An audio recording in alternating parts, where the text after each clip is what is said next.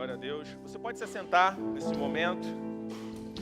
Nós vamos dar continuidade ao nosso culto ao Senhor, dedicando um tempo para ouvir a voz do Senhor. Nós entendemos que a Bíblia é a palavra de Deus. Nesse momento as crianças vão para o culto infantil.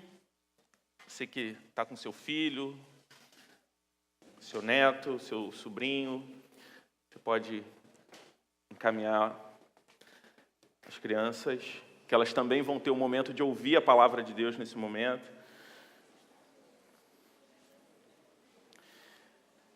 Muito bom estar juntamente com cada um de vocês nessa noite para celebrar o Senhor e ouvir aquilo que Deus quer falar aos nossos corações. Nós temos estudado nas últimas semanas a respeito dos ídolos do coração. A palavra de Deus nos exorta sobre a importância de fugirmos dos ídolos. Quando a gente olha para o primeiro livro de João, para a primeira carta de João, nós vemos que essa carta que fala de forma muito explícita sobre o amor de Deus, sobre o amor de Jesus, o amor que Jesus dedicou por nós, a forma como Deus nos amou através de Jesus Cristo, ele encerra no último versículo, lá do capítulo 15, o último versículo de 1 João vai falar: filhinhos, fujam dos ídolos.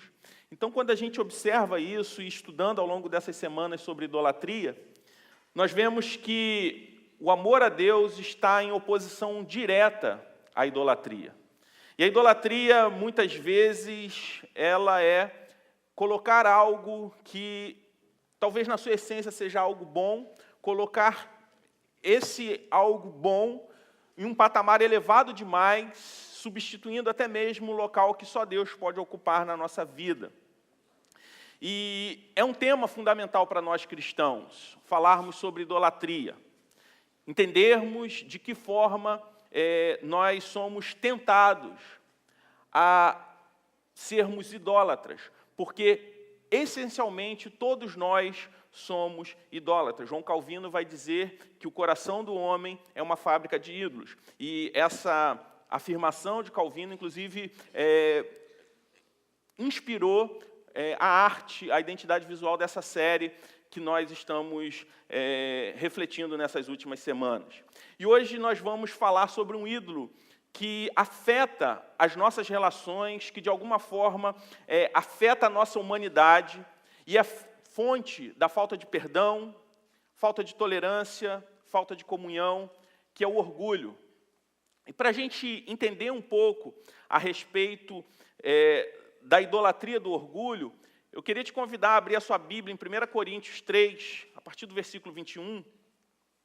Você que está com a sua Bíblia aí, se você não tiver, o texto vai ser projetado também, e a gente vai ler até o capítulo 4, no versículo 7.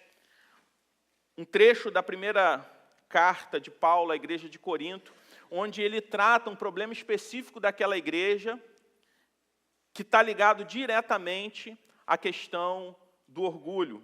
Vamos nos colocar de pé para a leitura da palavra de Deus?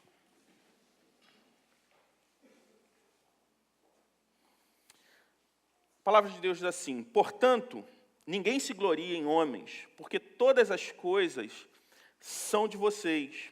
Seja Paulo, seja Apolo, seja Pedro, seja o mundo, a vida, a morte, o presente ou o futuro, tudo é de vocês, e vocês são de Cristo e Cristo de Deus. Portanto, que todos nós considerem como servos de Cristo, encarregados dos mistérios de Deus. O que se requer destes encarregados é que sejam fiéis. Pouco me importa ser julgado por vocês ou por qualquer tribunal humano. De fato, nem eu julgo a mim mesmo, embora em nada minha consciência me acuse. Nem por isso justifico a mim mesmo. O Senhor é quem me julga. Portanto, não julguem nada antes da hora devida. Esperem até que o Senhor venha. Ele trará à luz o que está oculto nas trevas e manifestará as intenções dos corações. Nessa ocasião, cada um receberá de Deus a sua aprovação. Irmãos, apliquei essas coisas a mim e a Apolo por amor a vocês, para que aprendam de nós o que significa não ultrapasse o que está escrito. Assim, ninguém se orgulhe a favor de um homem em detrimento de outro, pois quem torna você diferente de qualquer outra pessoa? O que você tem que não tenha recebido? E se o recebeu, por que se orgulha como se assim não fosse? Vamos orar. Pai, obrigado pela sua palavra. Que o Senhor fale aos nossos corações nessa noite, através das tuas escrituras. Que possamos ouvir a tua voz. Tira, Senhor Deus, de nós qualquer distração, tira de nós, Senhor Deus, qualquer tipo, Senhor Deus, de pensamento contrário, Senhor Deus, a Ti, que possamos estar aqui inteiros em ouvir a tua voz, em ouvir a tua palavra, e que o teu Espírito, Senhor Deus, possa nos fazer compreender aquilo que o Senhor quer falar com cada um de nós, aquilo que o Senhor quer falar com a tua igreja. No nome de Jesus é que nós oramos. Amém. Pode se assentar. Nós vimos aqui, irmãos, um trecho da carta de Paulo à igreja de Corinto, a primeira carta de Paulo à igreja de Corinto, onde ele trata um problema específico que estava acontecendo naquela igreja. E é interessante que, não sei se vocês já viram isso acontecer, mas eu já vi em alguns casos, alguns estudos dessa carta, e às vezes a gente lendo esse trecho, esse problema específico da igreja de Corinto, a gente pensa ou dá a entender que há algum tipo de rivalidade entre Paulo e Apolo. Apolo foi um grande mestre, um grande pregador do evangelho que sucedeu Paulo naquela época, e às vezes olhando para esse texto, algumas pessoas entendem ou se dá a entender que há uma disputa entre esses dois líderes. Paulo, que foi o grande líder, plantador de igrejas, que difundiu o evangelho por toda aquela região, que liderou um movimento de expansão do evangelho na sua época, e Apolo, que teve um papel fundamental também na história da igreja, na história do cristianismo, foi um grande mestre pregador do evangelho, mas não havia nenhum tipo, na verdade, de rivalidade entre os dois. O problema que está sendo tratado aqui é uma rivalidade entre pessoas da igreja que se orgulhavam pelo fato de terem sido discipulados, liderados, ou por Paulo ou por Apolo. Um grupo se julgava melhor do que o outro por ter sido discipulado por Paulo ou por Apolo. Esse que era o problema. A rivalidade que acontecia, a competição que acontecia ali naquele contexto, eram entre grupos de pessoas dentro da igreja que usavam do seu relacionamento com um desses grandes líderes para se julgar melhor do que o outro grupo. Como se um grupo que foi discipulado, treinado, cuidado por Paulo, fosse melhor do que o outro grupo que foi discipulado, treinado por Apolo, e vice-versa. Esse era o sentimento que estava no coração daqueles homens. A disputa, nesse caso, era de dois grupos que queriam exercer liderança na igreja. E às vezes em tempos que o voluntariado na igreja nem sempre é fácil, às vezes disposição de liderar na igreja, de liderar ministérios, equipes, grupos para o desenvolvimento da comunidade local, e muitas vezes é complicado. A gente pensa o seguinte: olha que igreja bacana, as pessoas estavam preocupadas, tinham sede de liderar, de trabalhar na obra do Senhor. Se a gente olhar muito superficialmente, a gente pode até pensar que havia, talvez, algo bom nessa disputa. Era uma coisa boa, pessoas que estavam brigando para servir mais. Mas quando a gente olha para o texto e olha a exortação de Paulo àqueles irmãos, nós vemos que a essência, a motivação daquela disputa era algo terrível. Não era uma disputa sadia, não era um desejo de liderar, de trabalhar na obra de Deus, motivado por um sentimento, não tinha uma raiz sadia naquela disputa. O que, na verdade, o que nós vemos é o apóstolo Paulo falando àqueles irmãos que o que motivava essa disputa, o que motivava essa competição entre esses dois grupos, era o orgulho. E quando nós temos o nosso coração dominado por orgulho, é perfeitamente possível a gente ver pessoas tendo atitudes moralmente aceitáveis, louváveis, mas o coração está cheio de orgulho, disputa por poder. E olhando para toda a palavra de Deus, para todo o Evangelho, o Senhor ele está muito mais preocupado, na verdade, ele está preocupado com a motivação das nossas ações, as motivações das nossas ações, do que as nossas ações externamente, exteriormente. Nós vamos ver que a palavra de Deus diz que as nossas obras de justiça são comparadas, se não forem motivadas pelo Evangelho, a trapos de imundície. E é perfeitamente possível ver pessoas querendo trabalhar mais na igreja ou tendo outras atitudes louváveis, mas com as motivações, com o coração cheio de orgulho, sede por poder, soberba. E o trabalho na igreja, o serviço ao reino do Senhor, que deveria ser motivado, deveria ser fruto, entendido como um privilégio, deveria ser motivado pela glória de Deus, para a glória de Deus, tendo como objetivo a glória de Deus. Na verdade, o objetivo era a glória própria. O outro, que é a motivação do nosso serviço, porque a palavra de Deus nos diz que o nosso dom, o nosso talento, ele precisa ser colocado em prática em favor do próximo, do nosso irmão. Nós servimos uns aos outros em comunidade. Na verdade, o outro, que deveria ser o alvo do serviço daquela igreja, se tornou objeto de competição. Se tornou um adversário. Tudo por causa do orgulho. Então, a igreja de Corinto, ela passava por um problema de divisão por causa de orgulho. O orgulho afetou a saúde daquela comunidade de fé. O orgulho estava afetando a saúde daquela igreja. E esse problema específico revela um ídolo que não estava restrito àquela igreja, mas é um ídolo comum também a nós, nos dias de hoje. E o que eu gostaria de meditar com vocês nessa noite é o seguinte: qual é o espaço que o orgulho ocupa nas nossas vidas? Qual tem sido o espaço que o orgulho tem ocupado nos nossos corações?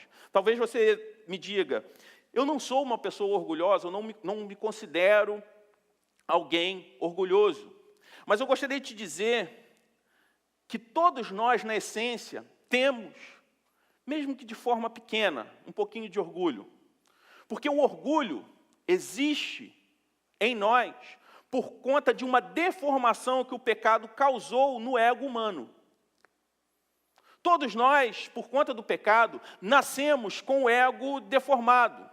O nosso ego é naturalmente deformado, dilatado por causa do pecado.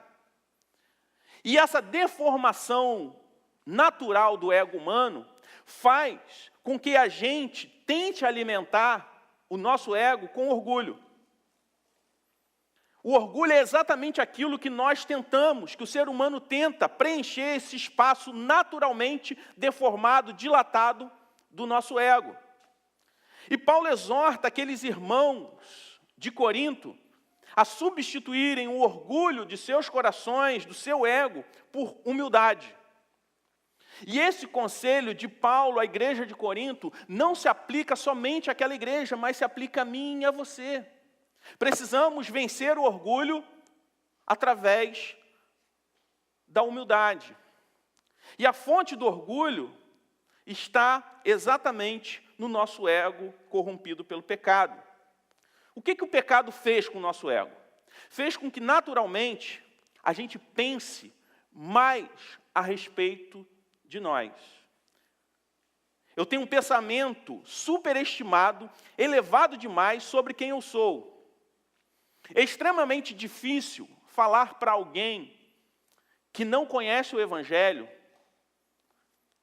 que o nosso estado natural, que nós nascemos inimigos de Deus. Que sem Cristo, o que nós merecemos é a ira de Deus. Um dia eu estava conversando com um amigo antigo de trabalho, que trabalhou comigo numa empresa que eu trabalhei há bastante tempo, e conversando com ele, e tinha um outro amigo cristão, e ele falando aquela ideia popular de que a criança nasce pura e o meio corrompe o ser humano, na medida que ele vai crescendo. E eu falei que é exatamente o contrário, todos nós nascemos em pecado. Ninguém ensina uma criança a fazer manha, chantagem, ainda bebê, antes de aprender a falar, ela já sabe, a criança é egoísta, tem dificuldade de dividir um brinquedo com outra pessoa, tudo isso é a essência do pecado dentro de nós. E que o meio que supostamente corrompe, o meio é corrompido justamente porque a humanidade é corrompida por conta do pecado. Aí, esse outro amigo meu cristão falou, poxa, será que você não foi duro demais, ele não é crente? E eu falei o seguinte, o Evangelho é a boa notícia para uma má notícia. Quando nós contamos a boa notícia do Evangelho, omitindo a má notícia, nós não estamos contando o Evangelho inteiro. O Evangelho é contar a boa notícia, mas alertar também para a má notícia. E a má notícia é que todos nós nascemos em pecado, e por nascermos em pecado, nascemos com o ego corrompido, naturalmente corrompido. E é comum a gente ver expressões como todo homem é bom, todos são filhos de Deus. O ego faz com que a gente tenha um entendimento, uma compreensão errada sobre o nosso estado natural. O ego corrompido faz com que a gente não somente pense de forma superestimada sobre quem somos, como também, consequentemente, faz com que a gente pense mais em nós mesmos. Por isso que o amor próprio é fruto, é natural do ser humano. O ser humano sempre vai pensar em si antes de pensar no próximo. O amor próprio, antes do amor a Deus e ao próximo, é consequência natural nas nossas vidas. Aquela expressão popular, farinha pouca, meu pirão primeiro, é uma expressão, um ditado popular que revela verdadeiramente a condição do nosso ego, a condição natural do nosso ego. Então, para um ego corrompido, é natural que ele tente projetar a sua identidade em algo que não seja Deus. O orgulho é a ilusão que nós temos a competência de, sem Deus, conduzir a nossa vida, produzir individualmente o nosso próprio senso de valor pessoal, que sozinho, através das nossas verdades individuais, vamos conseguir conduzir a nossa vida, descobrir um propósito grande bastante para dar sentido à nossa existência, de forma distante de Deus. Esse divórcio de Deus é natural de todo ser humano, porque ele nasce lá no princípio, na criação. Quando o homem decidiu, os nossos primeiros pais decidiram viver de forma autônoma do seu Criador. O ego busca algo que dê senso de valor, singularidade, propósito à existência do indivíduo. Mas tudo isso é ilusório, porque o nosso ego corrompido tenta fazer isso nos enchendo de quê? De orgulho. E no final das contas, essa tentativa de suprir, de preencher esse ego deformado que nós temos, isso só traz a nós sofrimento. O ego humano nunca é satisfeito, assim como todos os outros ídolos. O orgulho, ele é insaciável. O orgulho, assim como qualquer outro ídolo do coração, ele é insaciável. O nosso ego, Tim Keller vai falar em um livreto, se você ainda não leu, eu te recomendo ler, chamado Ego Transformado. Ele vai dizer que o nosso ego é tão grande que tudo que nós colocamos dentro dele fica chacoalhando dentro de nós. O ego humano é naturalmente insaciável e competitivo por causa do orgulho. No versículo 6 do capítulo 4 do texto que nós lemos, nós vemos Paulo exortando aqueles irmãos dizendo que eles não deveriam se orgulhar de alguém em detrimento de outros. Por quê? Porque um grupo estava se orgulhando por ter sido próximo a Paulo, outro a Apolo. E esse orgulho, pelo relacionamento que eles tiveram com esses líderes, era o motivo da competição e não da cooperação entre irmãos. Era o motivo da divisão. Era o problema que Paulo estava tratando especificamente naquele momento. E ele fala o seguinte: não se orgulhem de alguém em detrimento de outra pessoa. Paulo falou: eu tive o meu papel, Apolo teve o dele, assim como Pedro. Não julgue ninguém superior ao outro. Só que, na verdade, o que aquelas pessoas estavam fazendo não era exatamente se orgulhar de Paulo ou se orgulhar de Apolo, mas cada um se orgulhando de si mesmo. Por quê? Porque eles estavam se orgulhando por terem se relacionado com Paulo. Então eles se julgavam melhores por terem tido um contato, terem sido discipulados por Paulo. E da mesma forma os seguidores de Apolo. Então, na verdade, o que Paulo estava exortando era sobre o pecado do orgulho que faz com que a gente se julgue melhor do que o outro, a partir de quem somos, a partir da rede de amizade que nós temos, a partir do grupo social que nós frequentamos, a partir do bem que nós possuímos, do bairro onde moramos. Nós vamos usar, o orgulho faz com que a gente use algo que a gente tem ou algo que a gente é melhor, para que a gente consiga se colocar, de alguma forma, em superioridade em relação ao outro. O nosso ego é insaciável e é competitivo por causa do orgulho. O orgulho é competitivo por natureza. O orgulho é o centro da competitividade que nos leva a viver a vida se comparando sempre com o outro. E a comparação com o outro, ela não tem outro resultado a não ser nos tornar arrogantes ou frustrados. Porque quando a gente olha para o lado, a gente sempre vai achar alguém melhor ou pior do que a gente. A gente sempre vai achar alguém mais bem-sucedido ou mal-sucedido do que a gente. Quando a beleza é um ídolo, a gente vive se comparando com alguém, sempre vai ter alguém mais feio e alguém mais bonito. O orgulho faz com que a gente viva de forma doentia, se comparando sempre com o outro. E Paulo, ele alerta aqueles irmãos, falando sobre o julgamento, falando que para ele o que importa é ser aprovado por Deus, que para ele o que importa é viver para a glória de Deus, que nem o seu eu soberano, que todos nós carregamos, esse egocentrismo fruto do pecado, tinha capacidade de julgá-lo. Ele entendia, a partir do Evangelho, que o importante é viver para a glória de Deus. O orgulho destrói a nossa humanidade. Por causa do orgulho, as pessoas adquirem um carro, não simplesmente porque tem condições de ter, ou porque gosta daquele carro, mas para se mostrar superior a alguém. Por causa do orgulho, as pessoas às vezes gastam dinheiro que não têm, simplesmente por conta de uma comparação com o outro. O orgulho faz com que pessoas usem as outras como objeto.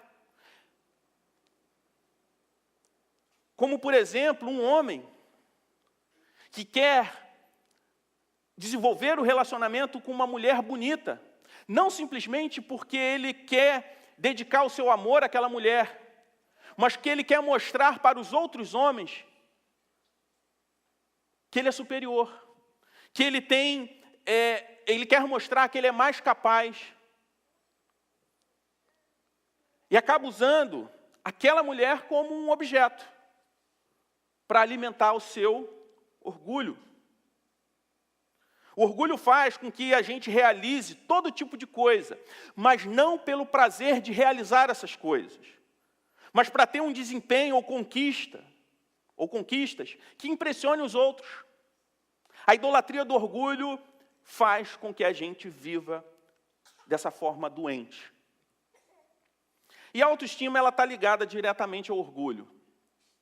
A autoestima elevada demais quer pensar de forma superestimada sobre quem somos, e aquela autoestima muito baixa. Na verdade, o pensamento superestimado ou inferiorizado sobre a gente, sobre si próprio, são dois lados dessa mesma moeda chamada orgulho.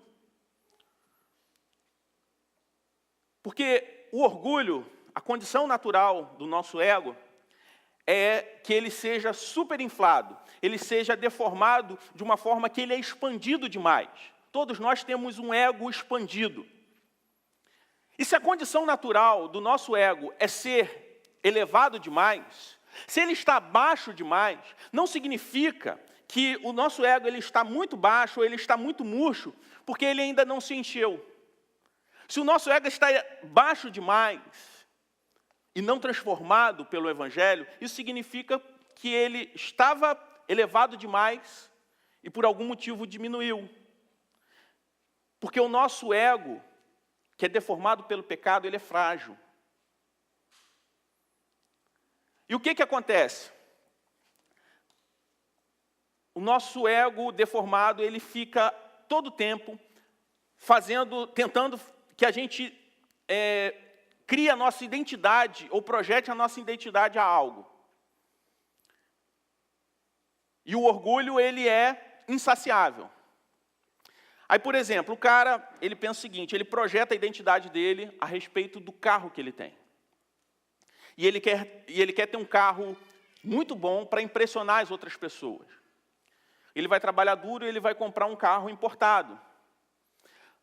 Só que quando ele chegar nesse carro, ele vai descobrir que um camarada tem um Porsche. E se ele um dia chegar a ter o Porsche, ele vai descobrir que alguém tem uma Ferrari. E quando ele descobrir que ele tem uma Ferrari, alguém tem um helicóptero. E quando ele tiver um helicóptero, alguém vai ter um jatinho. E talvez, nessa busca desenfreada em projetar a sua identidade no seu meio de transporte para impressionar os outros, e ele não conseguiu ultrapassar um limite que ele vê que sempre vai ter alguém melhor do que ele trilha o caminho exatamente oposto. Aí ele vai andar de um Fusquinha, ano 68, porque o orgulho fica o tempo todo tentando chamar a atenção para si. Então, ele andando num Fusquinha 68, as pessoas, caramba, aquele cara podia ter um carro muito melhor e anda de Fusca. Aí é a falsa humildade. Porque, na verdade, a humildade está muito mais ligada à forma como nós lidamos com o outro, a forma como nós tratamos o próximo, do que exatamente ligado àquilo que nós possuímos. O nosso ego frágil e o complexo de inferioridade ou superioridade são dois lados da mesma moeda, chamada orgulho. Então, como nós vencemos a idolatria do orgulho? Como nós conseguimos buscar forças para vencer o orgulho, uma vez que a fonte do nosso orgulho é a condição natural do nosso ego? Só podemos vencer o orgulho através da transformação do ego pelo Evangelho. O orgulho não é vencido com a frustração, quando nós descobrimos que, a partir da comparação com o outro, o nosso orgulho ele é insaciável, o nosso ego é insaciável, mas com a transformação desse ego. Se nós nascemos com o ego deformado, o que nós precisamos é de um novo nascimento. É de uma mudança da condição natural que o pecado impôs à nossa natureza. É claro que, compreendendo, conhecendo o Evangelho, nós vamos entender que a transformação plena, completa, somente na eternidade, quando seremos glorificados. Mas a palavra de Deus, nós vemos em todo momento a palavra de Deus falando sobre novo nascimento. E o novo nascimento consiste em continuar convivendo com a presença do pecado, mas não ser mais dominado pelo pecado.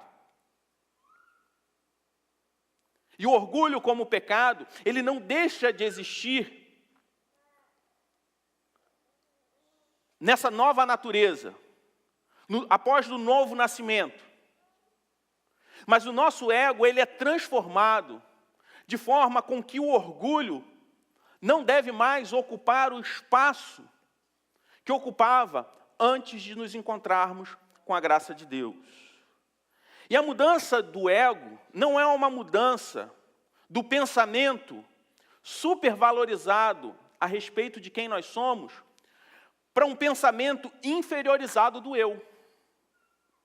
Mas sim em compreender, em ter uma visão correta sobre quem nós somos. Uma visão honesta, uma autoimagem honesta.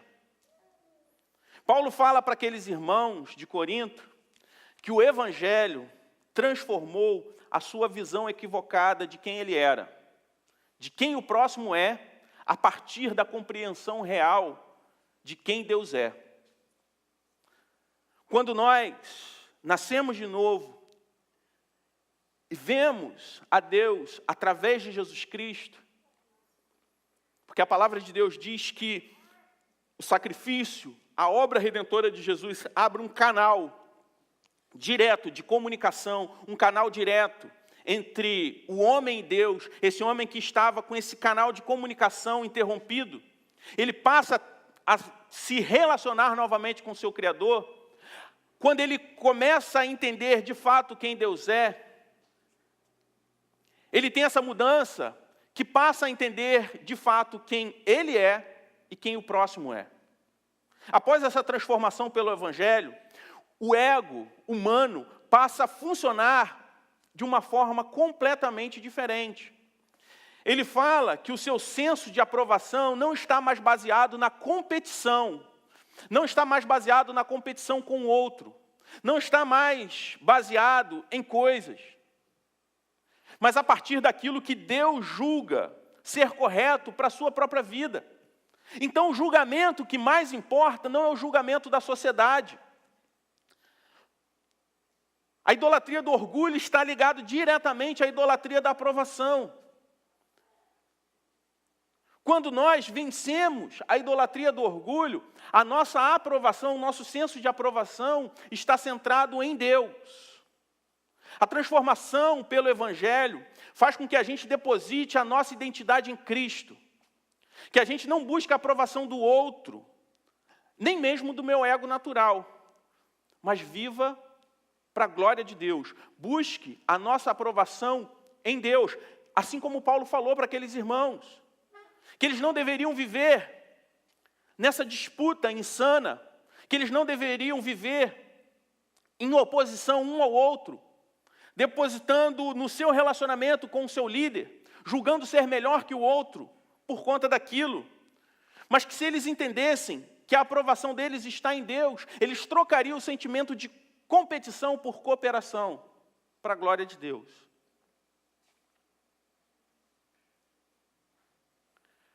A transformação do ego pelo Evangelho produz também uma imagem honesta sobre quem nós somos.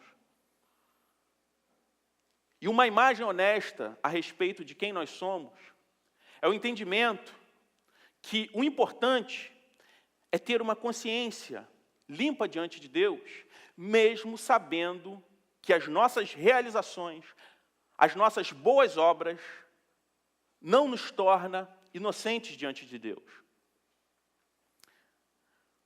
Se você olhar para a vida do apóstolo Paulo e tudo aquilo que ele escreveu, você vai ver na carta de Paulo a Timóteo, um jovem que ele treinou para o ministério. Em um momento ele vai falar o seguinte, ele vai falar que dos pecadores, ele é o pior. E ele usa, no texto nós vemos que tem esse artigo definido, o. Ele fala que dos pecadores eu sou o pior. Aí você pensa assim, será que Paulo ele tinha um problema de autoestima? Será que ele tinha uma visão inferiorizada sobre quem ele era? Paulo ele é considerado um dos grandes líderes da história. Era alguém com uma capacidade intelectual elevada, alguém corajoso que suportou sofrimentos em nome da causa do Evangelho, alguém que plantou igrejas, liderou o movimento do Evangelho na sua época, e que, capacitado por Deus, o seu trabalho cooperou para que o Evangelho chegasse até nós hoje. E ainda assim, diante de tamanho equilíbrio, estabilidade, inteligência, ainda assim, todo o seu desempenho, toda a sua capacidade, não fez com que ele tivesse uma visão superestimada do seu eu. Ele sabia que, apesar de tudo aquilo que ele estava fazendo, ainda assim, isso não anulava o fato de que ele era um pecador, dependente da graça de Deus, e que a salvação que ele havia recebido era fruto da graça e misericórdia de Deus, e não do seu desempenho moral ou do seu desempenho de realização, a sua capacidade de realização para a obra de Deus. E o oposto do orgulho é exatamente a humildade. C.S. Lewis vai dizer que o orgulho é pensar mais sobre mim e, consequentemente, pensar mais em mim. A humildade não é pensar menos a respeito de mim.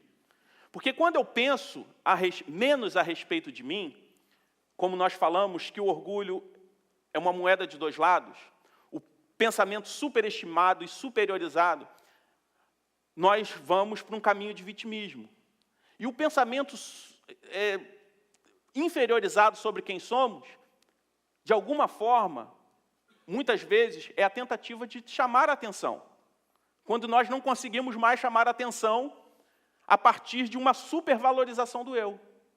Aí nós vamos para o outro extremo, para a inferiorização do eu. Mas a humildade é ter uma visão honesta sobre quem eu sou e, a partir disso, aí sim, pensar menos em mim. Aí eu vivo para a glória de Deus e para o outro. Entendo que o serviço cristão, para a glória de Deus, se dá em servir ao próximo. Aí eu entendo que o amor próprio é fruto do pecado, e que eu só venço o amor próprio amando o outro da mesma forma como eu gostaria de ser amado. Aí eu passo a pensar não menos sobre mim, mas pensar menos em mim. A humildade está mais relacionada à forma como eu lido com o próximo do que com aquilo que eu tenho, como nós falamos anteriormente. A humildade está ligada à substituição da competição, à compaixão. Ontem, na comunidade missional, inclusive, me lembrei de um fato, um amigo que eu tenho, que é de uma família muito pobre, muito carente por muitos anos, e que tem vencido a partir do estudo, da sua disposição em estudar, em aprender mais,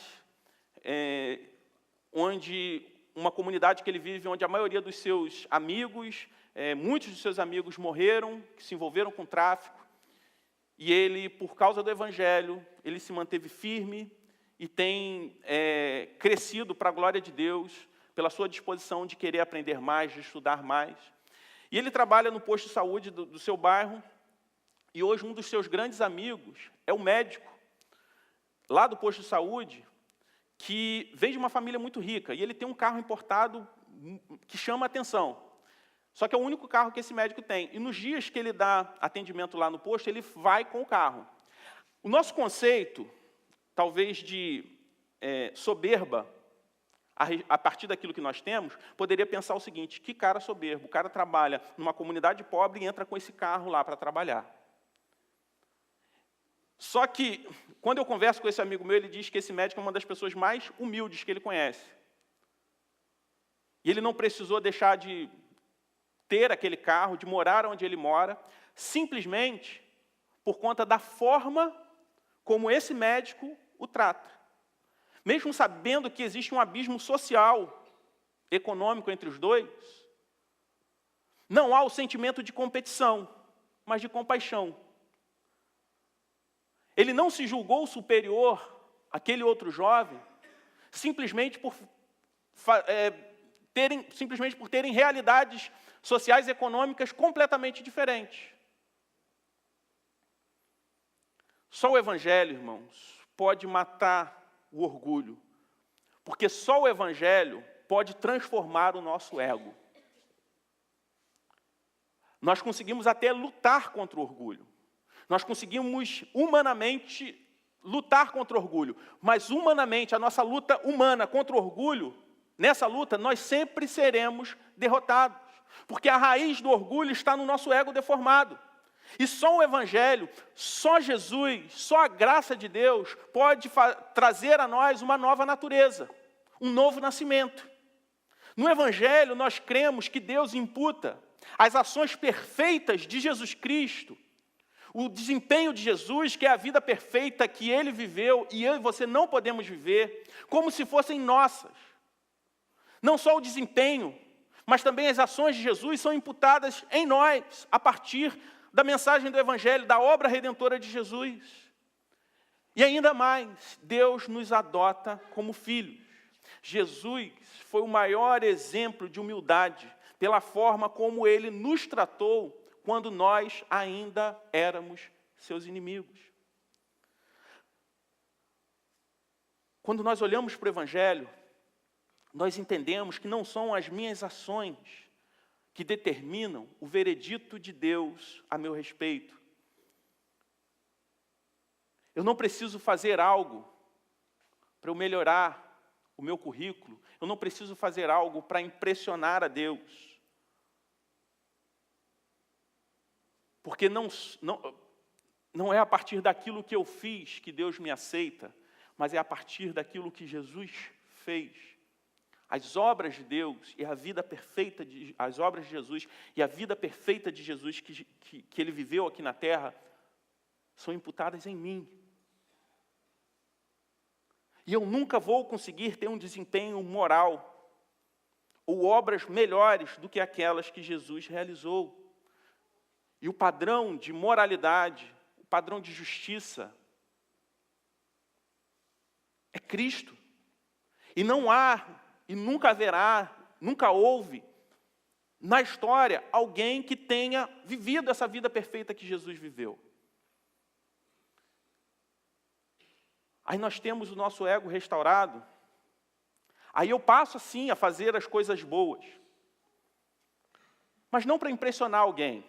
Não para melhorar o meu currículo diante dos homens. Não pela ideia equivocada que eu posso melhorar até mesmo o meu currículo diante de Deus. Mas eu faço coisas boas somente pela alegria de realizar coisas boas. Eu deixo de ser escravo do meu desempenho. E passo a ser um servo de Deus. Eu também não faço coisas boas para ser aceito por alguém. Eu não faço coisas boas para me sentir bem. Nem mesmo faço coisas boas para preencher um vazio dentro de mim. Porque em Cristo eu já fui aceito, não pelos homens, mas eu fui aceito por quem mais importa, eu fui aceito por Deus. Em Cristo, eu não preciso fazer coisas boas para me sentir satisfeito, porque eu já me sinto plenamente satisfeito em Deus. Também não me sinto vazio e tento ocupar esse vazio interior com coisas ou desempenho, porque o Espírito Santo de Deus já habita em mim e eu já fui preenchido por Ele.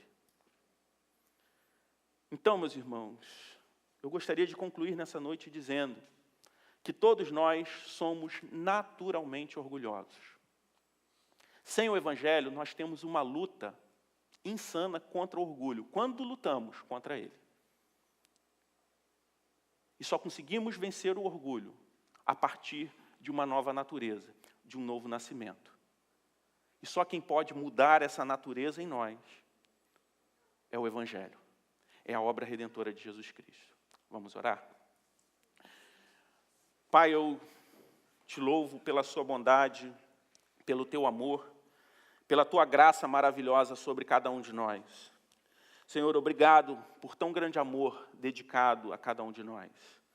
Obrigado, Senhor Deus, porque quando nós não merecíamos, o Senhor decidiu nos amar. Obrigado, Senhor Deus, porque quando nós éramos teus inimigos, o Senhor abriu um canal de comunicação com cada um de nós, sacrificando Jesus Cristo em nosso favor. Pai, obrigado, Senhor Deus, porque éramos perdidos, naturalmente corrompidos, e o Senhor não somente garante a nós a salvação vindoura, mas garante também uma transformação presente do nosso ego, da nossa natureza, fazendo com que a gente não seja escravo do orgulho do nosso ego, mas sejamos escravos de Cristo. Mas uma escravidão, Senhor Deus, que não é a partir da dominação, porque a Tua palavra nos diz que foi com cordas de amor que o Senhor nos prendeu a Ti. E Te agradecemos por tão grande amor. Um amor que nos livra da ira futura, mas também livra no presente do nosso próprio eu, nos livra de nós mesmos, dessa natureza corrompida, Senhor Deus, que faz de nós pessoas insaciáveis por ídolos que nunca vão nos satisfazer. Senhor, se porventura há pessoas aqui que ainda não conheciam a mensagem do Teu Evangelho, que o Teu Espírito toque nesses corações, que o Teu Espírito abra, Senhor Deus, esses corações e essas mentes, para que elas possam compreender o Teu amor, compreender a Tua graça, que o Teu Espírito possa fazer a obra na vida dessas pessoas. E nós outros aqui, crentes no Senhor Jesus Cristo, que o Senhor nos faça lembrar do Teu Evangelho a cada dia, que a mensagem do Teu Evangelho, ela nos incomode em todos os dias da nossa vida. Que o Senhor, que o Teu Espírito faça com que a gente se lembre, leve em consideração a mensagem do Teu Evangelho em tudo aquilo que a gente faz. É no nome de Jesus é que nós oramos. Amém.